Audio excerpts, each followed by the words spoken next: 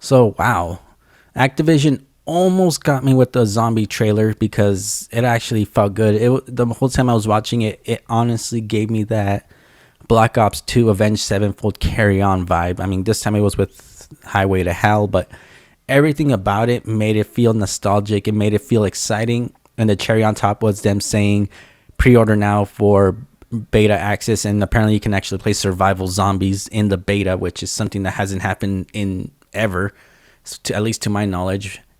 But as much as I almost wanted to pre-order because that was my breaking point right there, I wasn't gonna shell out $70 just to play, survival zombies. Especially good thing too, that I waited because apparently I got the news that if you watch the Call of Duty Next stream that's happening on September 30th, so this Tuesday, watch it for 1 hour, you get a Black Ops 7 beta code. So for those of that don't want to shell out money or aren't on Game Pass like most other, like basically if you don't own an Xbox but you want to try Black Ops 7, there you go, tune into the stream, watch 1 hour and form your own opinion. But honestly, even then, nothing about the Black Ops 7 justifies its $70 price. It just feels like all they did was rehash Black Ops 2 to be something, I don't know, just Black Ops 2 but with movement that you can just sprint left, right, dive in any direction, and now wall jump. That's like that's all they really did. It's just they're kind of like nostalgia baiting, and then adding some little tweaks to the movement, but everything about it still feels exactly as Black Ops 6. And trust me, I've played the free trial.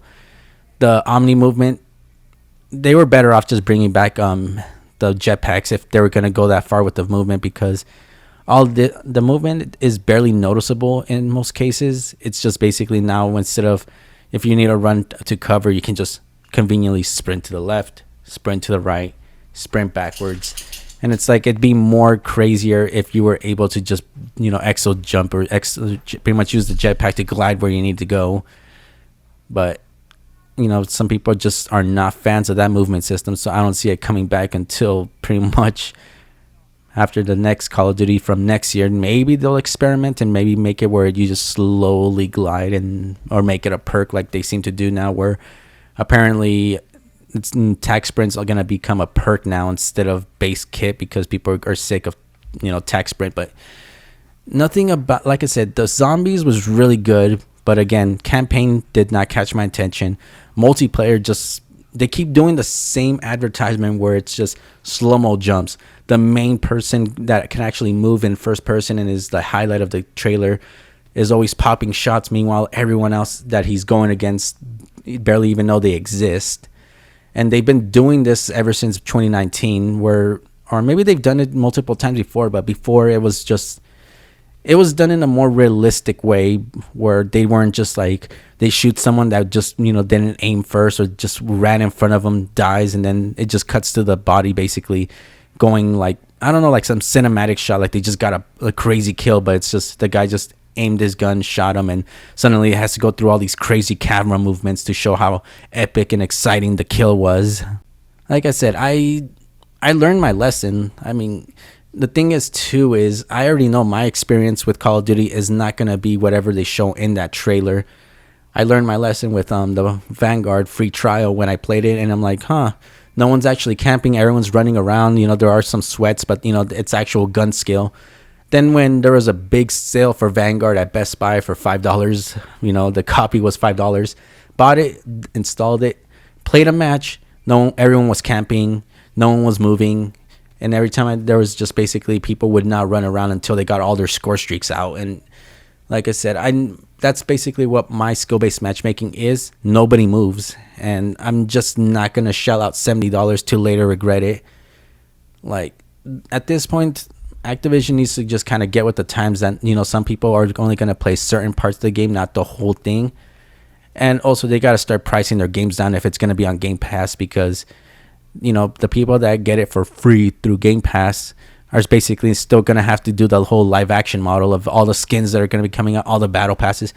Basically, at this point, Call of Duty just lost as long as they're going to keep adding crazy skins and bundles and all this stuff that a free-to-play game does, they lost the right to be charging full price for a video game, because if they're gonna keep releasing a new game every year, they might as well just go the true Fortnite route of just treating it like an update and not a new entry into the franchise.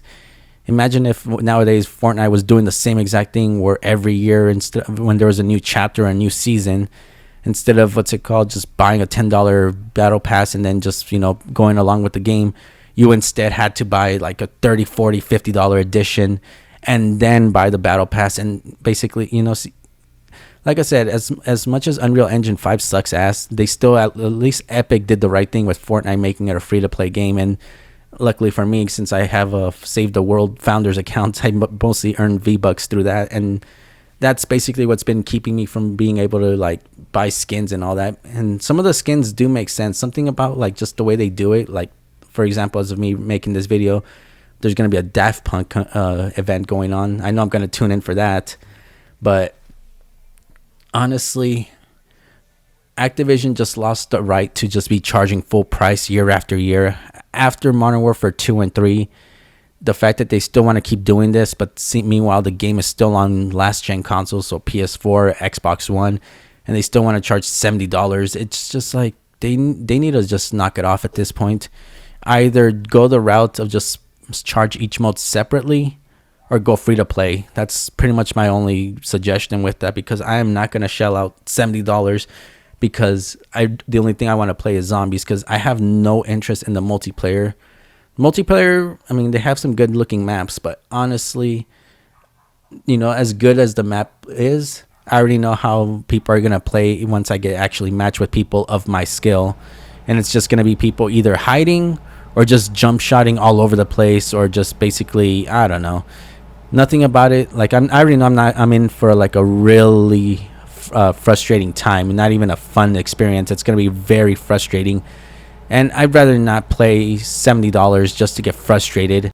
But let's see how it goes. I'm gonna go just because, like I said, all I have is trailers and the Call of Duty shills basically just saying, "Oh, this is gonna be the best Call of Duty ever. We're so back." They say this every year because if Call of Duty dies, they gotta put in an application at McDonald's. So of course they're gonna put their soul, they're gonna put their everything into it to make sure this Call of Duty does decently well and they get their paycheck. Because if the game bombs, then that's it for them. That's the curse of basically being loyal to only one franchise. If that franchise bombs, so does your financial situation.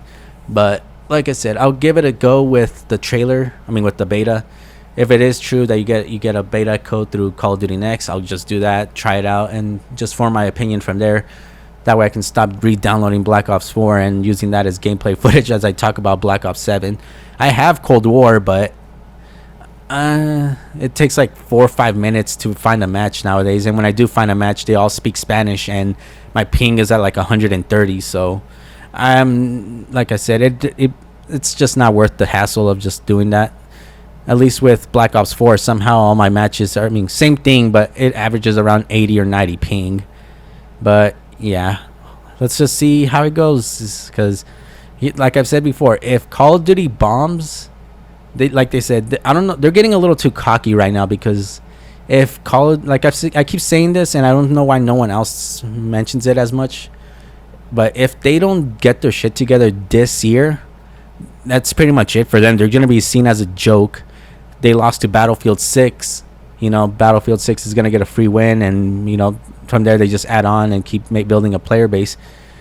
Then next year, good luck to them, because now they got to compete with Grand Theft Auto 6, and doesn't matter how loyal of a fan base they are, whoever's left, they're gonna from the looks of it too, the reason there's no carry forward feature for Black Ops 6 to 7, or why they're dumping everything into Black Ops 7, is because they're upgrading the engine, which kind of weird that they took 5 to 6 years just to upgrade again. And it's just like they just, I don't know, it's just like, I don't know, it just feels like I'm just getting ready to just pretty much see my favorite franchise just go up in smoke at this point, because that's like, Call of Duty had a good run, but it's gonna join the, ironically enough, since it's also owned by Activision. But I really do see, like, if they don't get if Call of Duty dies the way it did, or Black Ops 7 goes out the way Black Ops 6 did, where by December and early January they were dropping players like crazy, you do realize one trailer from GTA 6 and any hype for Call of Duty is just gone, because people are going to be, doesn't matter if they flash a new engine and be like, we're going back to roots, grounded, and at this point too, even if they go the route of we're going to tune down skill-based matchmaking, there's no more lobby disbanding, no one's going to believe them. They spent 5 to 6 years just basically manipulating people and trying to get their money as much as they could, catering to the wrong people. Because this is basically what happened. They try to basically switch things up, made an algorithm that punishes the people that basically made them who they are, and try to cater to the new crowd. The new crowd pretty much just left immediately, and now they're just basically scavenging all over the place, trying to figure out, how are we gonna win back the people that we lost, while also like they're trying to do too much with whatever they're trying to do, and it's not gonna work. But hopefully they get their shit together, because like I said, this is their year. If they mess this up, there's no coming back from it. Anyways, hopefully you enjoyed this video. Leave a like, comment what your thoughts about the Black Ops 7 ordeal is, and until next time, see you later, everyone.